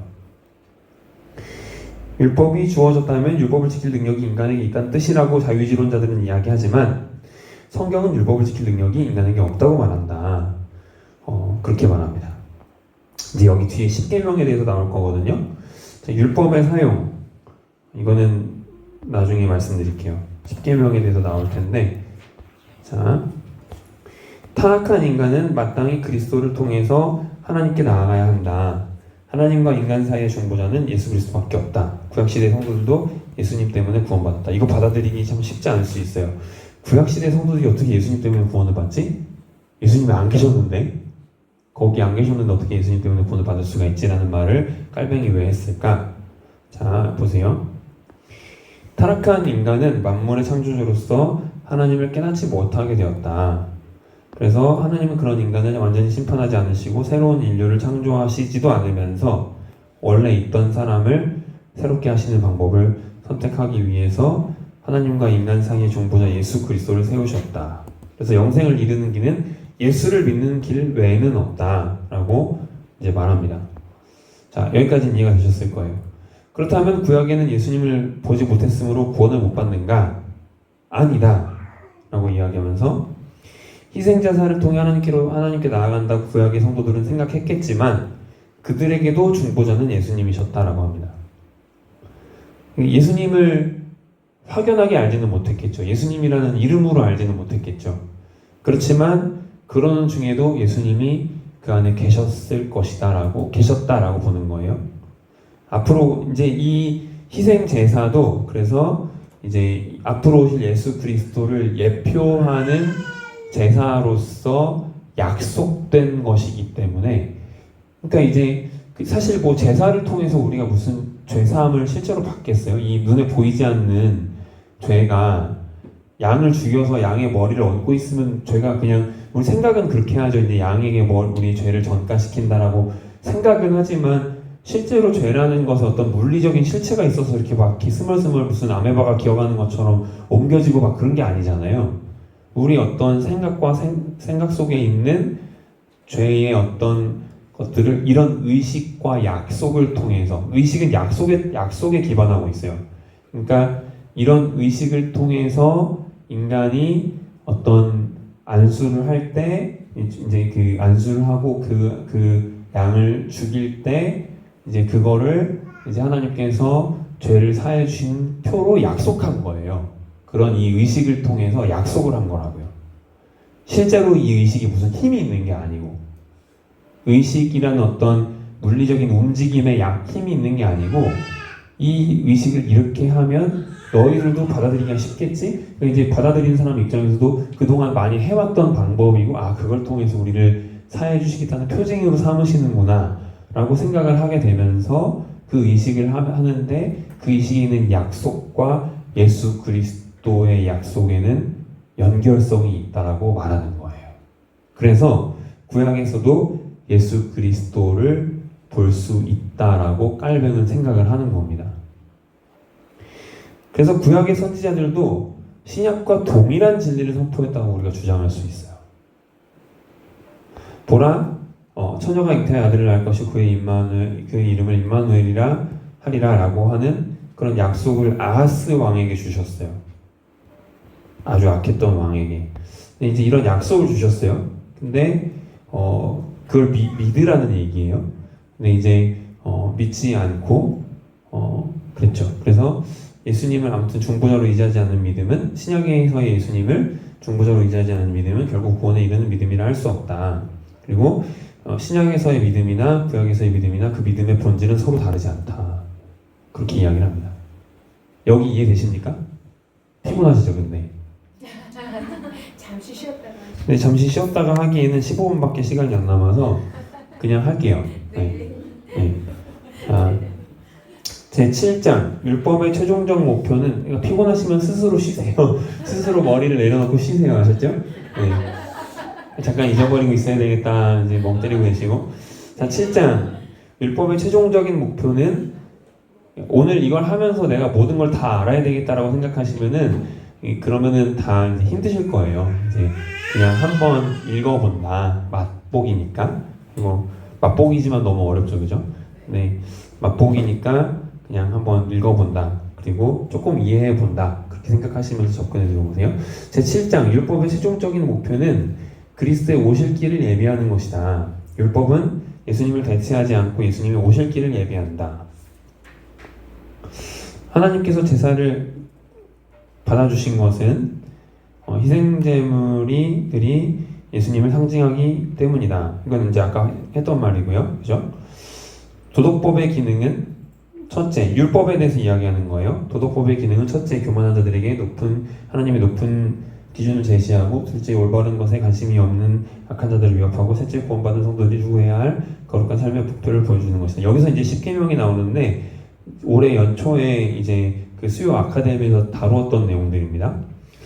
자, 그때도 이제 기독교 강의를 보면서 얘기했기 때문에 아마 겹치는 부분들이 많이 있을 거예요. 일단 도덕법과 의식법에 대해서 깔뱅이 이제 분류를 해요. 쉽게 하나님의 계명은 도덕법과 의식법으로 나눠진다고 봐요. 도덕법은 뭐냐면 AI가 알려준 거예요. 제가 쓴 게 아니고, 도덕법은 영원하고 불변한 도덕적 의무를 나타내는 법으로, 의식법은 이스라엘 백성에게 주어진 예배 및 제사의 규례를 의미한다. 그래서 도덕법은 뭐냐면은 모든 시대와 공간에서 인간에게 적용된 항구적인 법, 십계명을 중심으로 확대 적용된 법, 예수 그리스도의 성육신 전으로 적용되는 영원한 법이 도덕법이고, 예수 그리스도의 은혜를 예시하는 법이 도덕법이다. 자, 도덕법. 의식법은 뭐냐면은 의식, 제사, 예배 및 제사 규례예요. 의식에 대한 법, 그리스도의 구속 사역을 예표하는 어떤 예식에 대한 법, 그리고 예수 그리스도의 구속 사역 이후 폐지된 법. 왜냐하면 성취됐기 때문에 폐지된 법을 의식법이라고 말합니다. 그래서 이제 구약에서 말하는 그 이제 율법의 구약의 율법들을 보면은 뭐 이제 의식들에 대해서 이게 쭉 열거할 때 그 의식들은 더 이상 저희들이 하지 않잖아요. 뭐 저희들이 뭐 이렇게 뭐 화목제를 드리지도 않고 뭐 번제를 드리지도 않고 막 계속 막 불태우고 막 그런 거 안 하잖아요. 왜냐면 그걸 왜 안 하냐면은 이제 예수 그리스도에게서 성취됐기 때문이에요. 그래서 의식법은 오실 예수님을 희미하게 보여주는 그림자였어요. 그래서 이제 이미 확실한 게 왔기 때문에 더 이상 할 필요가 없어요. 하나님이 희생제물로 제사를 인정해 주신 것은 희생제물들이 예수님을 상징하기 때문이다. 이제 이게 예수님처럼 어떤 예수님의 실제 역할을 감당하게 한 게 아니라 이제 실제 예수님을 대체할 수 있는 것은 아니지만 그렇도록 약속을 한 거죠. 그렇게 하도록 이제 이 희생제물을 통해서 이제 너의 죄사함을 우리가 제사를 지내거나 그럴 때 죄사함을 받을 수 있도록 하나님이 약속을 하신 거예요. 그래서 근데 새로운 약속이 왔잖아요. 예수님 안에서 약속이 있기 때문에 이전 약속을 하지 않아도 된다. 근데 도덕법은 달라요. 도덕법은 폐지되지 않았어요. 도덕법은 하나님의 백성이 어떻게 살아야 할지를 알려주는 법이에요. 근데 타락한 인간이 이 도덕법을 지키기란 불가능하다. 완전히 100% 지키기란 불가능하다는 거예요. 그래서 율법은 우리를 구원으로 이끌지 않고 오히려 절망의 나락으로 떨어뜨린다 라고 말합니다. 이거 이제 그런 거죠. 계속 저희들이 왜 뛰어가면서도 앞에 있는 이 선에 가까이 갈 수 없는 이런 식으로 상상이 되나? 이제 이거랑 전혀 비슷하진 않을 텐데 그냥 비슷하다고 그냥 나름대로 상상해 보는 게 뭐냐면 9.999999999는 1이잖아요. 근데 생각해 보면 1이 안 될 것 같은데 라는 생각을 할 수도 있는데 수학적으로는 1입니다. 그죠? 수학적으로는 1인데 10이구나. 9.999니까 그죠? 근데 이제 그런 것 같은 느낌이 드는 것 같아요. 이제 율법을 지키려고 막 애를 써도 결국은 이제 우리 그 법을 지키려고 하는 우리 마음이 고장나 있어서 법을 지키는 우리 마음이 이기적인 본성으로 법을 지키게 되면 벌써 끝난 거예요. 그게. 그러니까 이제 우리가 법을 제대로 지키는 거는 불가능하기 때문에 그럴수록 더 절망의 나락으로 들어간다는 얘기를 하는 거예요. 여기에 유익이 있다라고 거꾸로 이야기합니다. 이상하죠, 그죠? 절망의 나락으로 떨어뜨리는데 거기에 유익이 있대요. 무슨 유익이 있냐? 그게 뭐냐면 우리의 한계를 깨닫게 하는 거예요. 아, 우리는 모자란 사람이구나. 이 율법을 지키다 보니 나름대로 여러분들 다 나름대로 지키시는 율법이 있을 거예요. 이제 내가 살기 위해서 내가 이런 걸 지켜야 뭔가 좀 성공하는 인생을 살 수 있을 것 같다라는 어떤 삶의 어떤 규칙들이 있잖아요. 뭐 아침에 일찍 일어난다든지, 뭐 새벽 예배 나온다든지, 아니면은 뭐 아침에 뭘 한다든지, 뭐 책을 읽는다든지, 뭐 그런 나름대로의 법칙들이 있으시잖아요. 근데 그거 매번 가끔 못 지키면은 막 마음이 무너지자. 오늘 하루 망했어 막 이러면서 오늘은 이제 끝났네. 그러면서 이 마음이 무너지고 막 그러잖아요. 그것처럼 이 법을 지키는 것에 있어서 지키려고 애를 쓰지만 못할 때가 많이 있습니다. 그리고 그래서 한계를 깨닫게 된다. 그리고 근데 어떤 유익이 있냐면은 모자란 부분을 은혜로 채우신다라는 유익이 있는 거예요. 자, 보세요. 도덕법에 3가지 기능이 있는데 처음 2가지 기능, 자 일단 첫 번째 기능은 이제 조금 아까 저희들이 살펴봤던 거예요. 자신을 의롭게 여기는 교만한 자들에게는 하나님의 높은 기준을 제시함으로써 너는 이거 못 지켜 라고 하시는 거예요. 너 하나님 사랑할 수 있어? 너가 이웃을 사랑할 수 있어? 너 지금 이기적으로 살고 있잖아. 어떻게 시킬 수 있어 그거를? 라고 하면서 이제 교만한 사람들이 나는 할 수 없구나 라는 걸 깨닫게 하시는 거죠. 그러면서 하나님 앞에 나아가게 되는 거예요. 도와주십시오.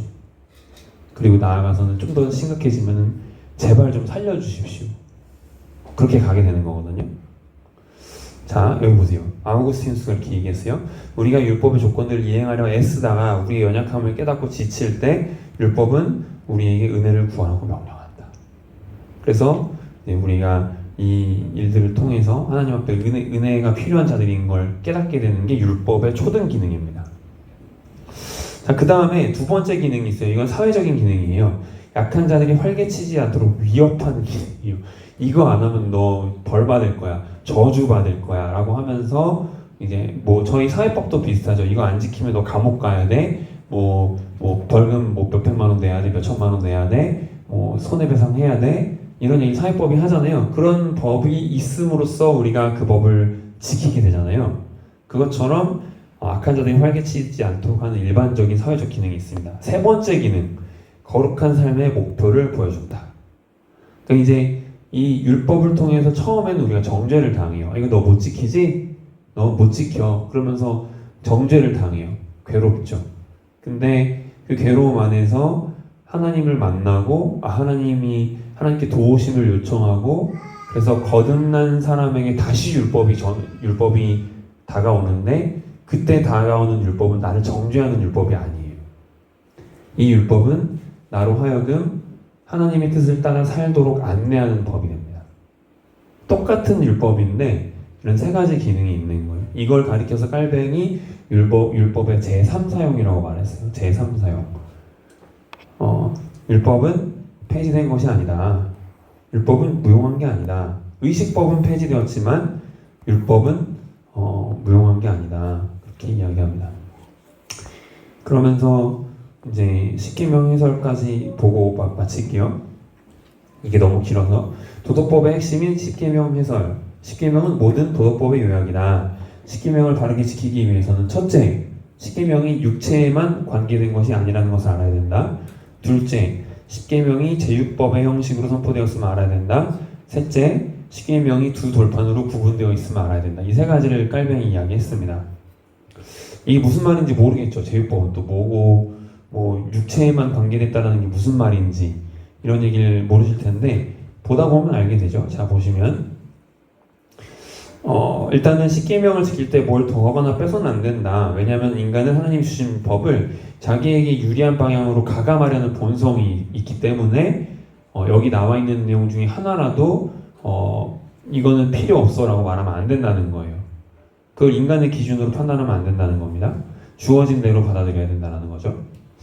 자, 십계명은 첫 번째로 십계명은 육체에만 관련된 게 아니다. 그게 무슨 뜻이냐면은 우리가 물리적으로 실제로 행함으로써 현실 속에서 죄를 짓지 않았다 할지라도 하나님은 내면을 보시는 분이시기에 마음에 일어나는 모든 부분들이 죄로 정죄당한다는 얘기예요. 이게 육체에만 관련된 게 아니라는 뜻입니다. 이거를 깔뱅이 이런 단어로 썼는데 이제 저희들이 신약에서 익히 알 수 있는 이런 내용을 가지고 있어요. 우리의 마음에 관련된 영적인 부분에 관련되어 있기 때문에 그렇다. 제육법이라는 건 뭐냐면은 제육법이란 일부분으로 전체를 나타내는 법이에요. 그러니까 이제 일부분에 예를 들어서 내 마음은 호수요. 이게 뭐 맞는 말인가? 이제 이거는 제육법이 아닌가? 아무튼 작은 이렇게 머리에 예컨대 머리에 나비 모양의 그 어떤 그 핀을 하고 다니는 제 아이가 그런 아이인데 어디 딴 데서 나비핀만 보면 그 아이가 생각나잖아요. 그런 예를 들면 그런 거라고 할 수 있을 것 같아요.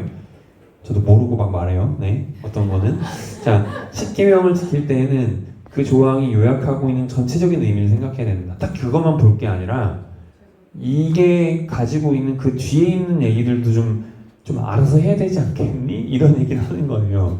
그래서 최선의 방법은 하나님의 마음을 생각하는 것이다. 예를 들어서 우상 숭배하지 말라. 앞에 나올 거예요. 뒤에 안 나오나? 우상 숭배하지 말라. 그랬으면은 이제 단순히 우상을 만들거나 이제 숭배하지 말라는 말로 이해할 것이 아니라 하나님을 더욱 섬겨야 된다. 또 이런 식으로 이해하라는 거죠. 부모님을 공경해라. 이거 깔뱅이 하는 얘기인데 부모님을 공경해라 라는 얘기는 네 부모님만 공경하지 말고 이 사회에 있는 이런 위계 질서의 존재에 대해서 거부적인 반응을 보이지 말라라고 하는 거예요. 요즘에는 이게 너무 어렵죠, 그죠? 이게 아무튼 모던 시대가 되면서부터 이게 농사 지을 때에는 이제 이런 어떤 잘 살기 위한 방법들이 어르신들로부터 그러니까 어른들이 더 많은 지혜를 갖고 계시고 그래가지고 이런 위계질서가 나이에 따른 위계질서가 가능했는데 지금은 막 20대 박사님이 되시고 그러니까 이제 자기가 더 많이 안다라고 생각해서 내 위치를 공부도 안 하는 뭐 초등학교 졸업하신 그런 이제 분을 막 낮게 보고 막 그런 경향이 생기다 보니까 이제 이 모던 시대와 포스트 모던 시대를 거쳐가면서 질서가 많이 무너졌어요. 이게 포스트 모던 시대는 심지어는 그런 공부를 안 했어도 이제 이렇게 공부랑 상관없어. 이제는 이제 예전에는 공부랑 상관이 있어서 모던 시대는 공부를 많이 하면은 어르신들도 선생님 보고 아유 선생님 이랬는데 지금은 아무 상관이 없어요. 그냥 네가 나를 무시할 수 있어? 내가 뭐 아무리 뭐 한 게 없어도 너는 나를 무시하면 안 되지. 난 사람인데 뭐 이렇게 이제 이런 시대가 됐죠. 그러면서 물론 그것도 중요하고 필요하고 또 이제 한 사람의 존재의 어떤 존엄성을 인정하는 것도 중요한데 하지만 질서가 너무 무너졌어요. 이 위아래 질서가 이게 젊은이들에게 있어서 많이 무너졌고 실제로 또 오용하시기도 했고 이제 어르신들이 오용하시는 분들도 많이 계셨고 그런 위계 질서에 의한 성폭력을 저지르신다든지 뭐 그런 잘못을 저지르시긴 했지만 젊은이들도 너무 거기에 대해서 약간 히스테릭한 반응을 보이는 것 같다는 생각을 해요. 이 질서 이제 아무튼 작은 거 얘기다가 쓸데없는 얘기를 많이 했습니다. 자 10계명이 2개 돌판을 구분되어 있으니 명심해야 된다.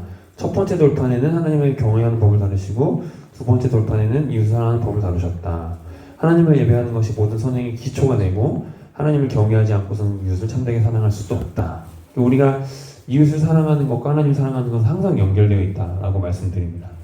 하나님을 사랑하지 않으면 이웃을 사랑할 수 없어요. 왜냐하면 사랑을 모르기 때문이에요. 사랑이 뭔지 모르기 때문에 사랑할 수가 없습니다. 하나님을 사랑하고 하나님으로부터 사랑을 배워야 돼요. 그래야지 이웃도 사랑할 수 있어요.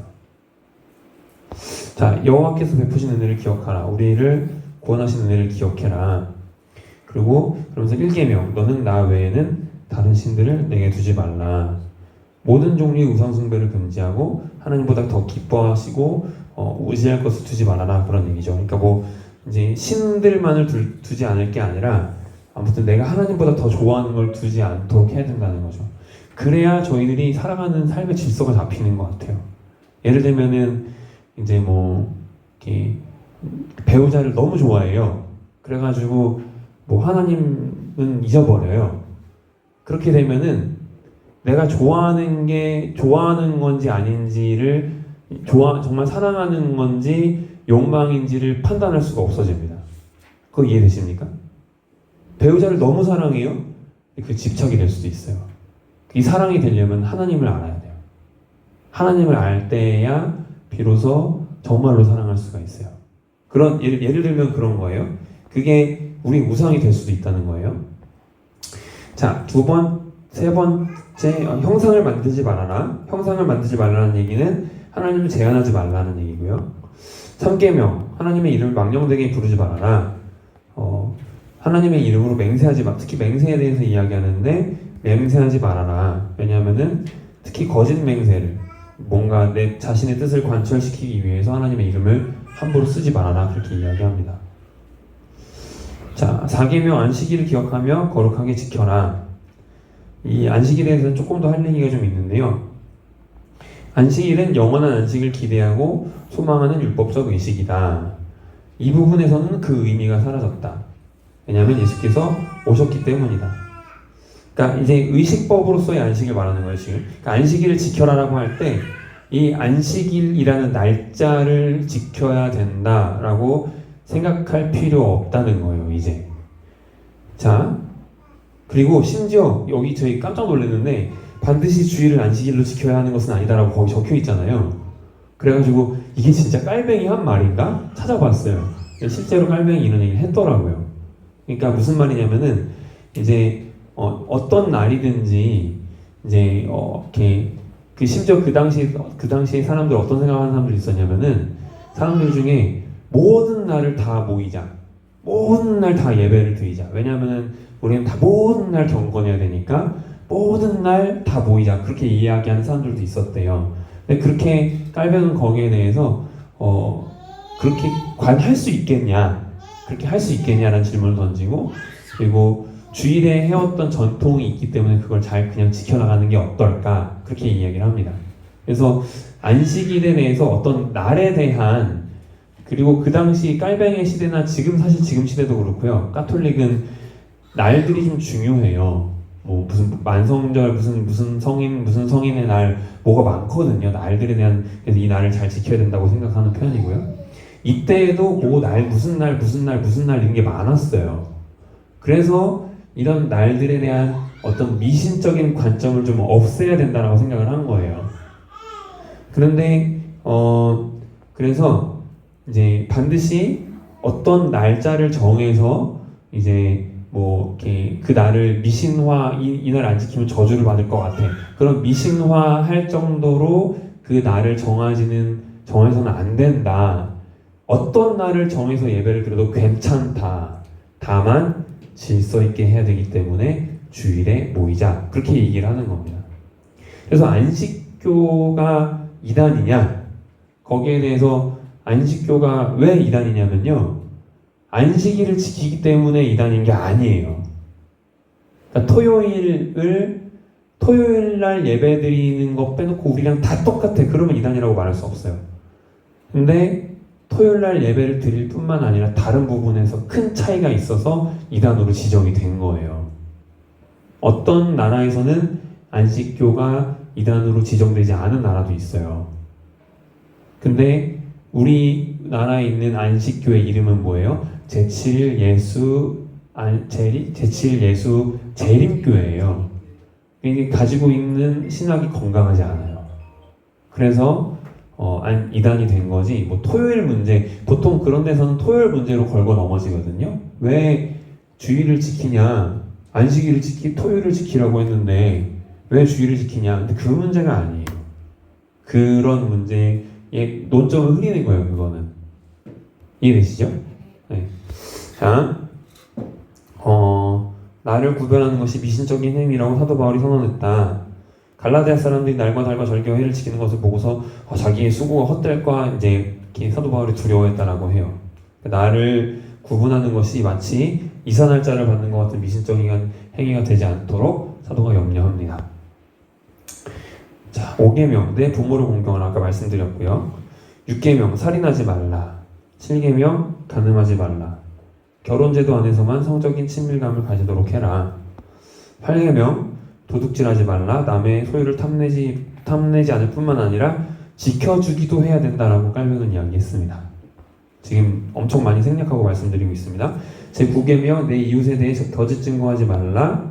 법정에서의 거짓 증거뿐만 아니라 일상생활에서도 이웃의 명예를 훼손하면 안 된다. 10계명 이웃의 집을 탐내지 말라. 거기 안에 보면 아내, 남종, 여종 뭐 갖고 있는 집 모든 것들 다 탐내지 말라고 하죠.